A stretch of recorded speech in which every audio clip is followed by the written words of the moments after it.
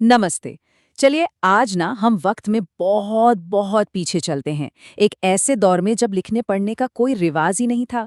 हम देखने जा रहे हैं इंसानियत की पहली हिस्ट्री बुक्स। वो कहानियां जो कागज पर नहीं बल्कि हजारों साल पहले भारत की चट्टानों पर पेंट की गई थीं। चलिए शुरू करते हैं। तो सवाल ये है कि हम उन लोगों के बारे में जान कैसे सकते हैं जिनका कोई रिटन रिकॉर्ड ही नहीं है।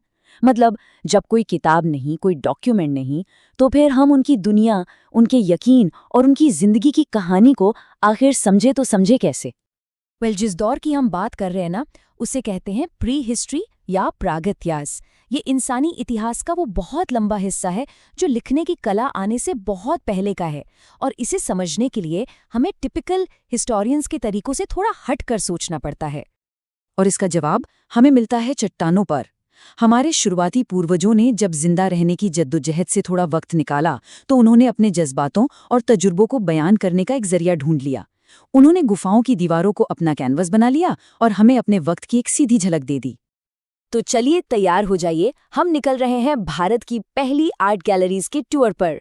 ये पूरे सबकॉन्टिनेंट में फैली हैं और हमें हमारे पूर्वजों की जिंदगी की एक कमाल की झलक देती हैं। और देखिए, ये कोई एक दो जगह की बात नहीं है, ये आर्ट पूरे भारत में फैली ही थी।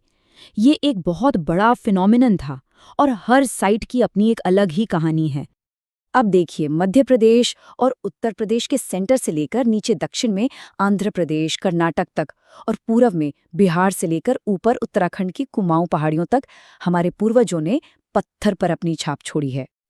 तो हमारी पहली मंजिल है उत्तराखंड की कुमाऊं पहाड़ियां और जगह का नाम है लखुड़ियार।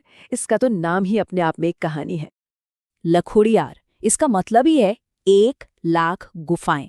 अब सोचिए, जब खोज करने वालों ने इसे पहली बार देखा होगा तो उन्हें यहाँ कितनी बड़ी और अहम जगह होने का अंदाजा लगा होगा।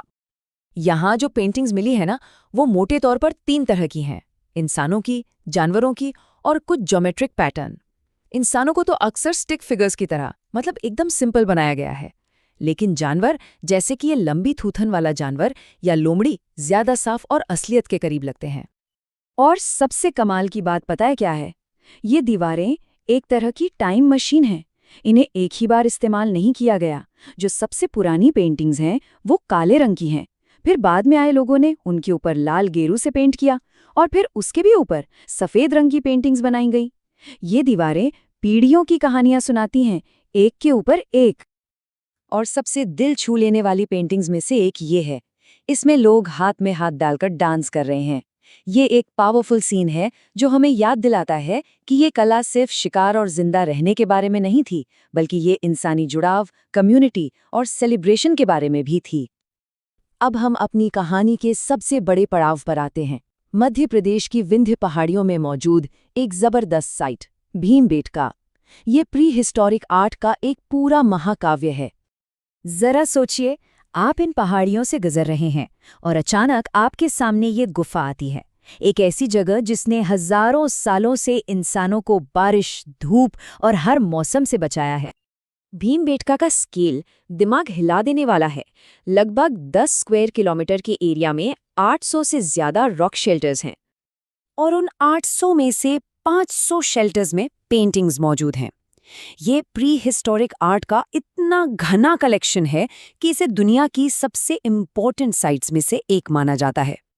तो आखिर ये खोई हुई दुनिया हमारे सामने आई कैसे? इसका क्रेडिट जाता है आर्कियोलॉजिस्ट डॉक्टर वीएस वाकनकर को।